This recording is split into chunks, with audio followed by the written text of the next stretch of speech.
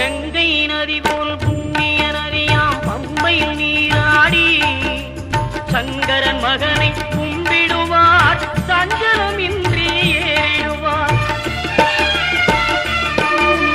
நீலிமலை ஏற்றம் சிவபாலனும் ஏற்றிடுவார். காலமெல்லாம் நமக்கே அருள்காவலனாயிருப்பார். தேகபலம் தா பாதபலம் தா தேகபலம் தா பாதபலம் தா தேகபலம் தா என்றார்.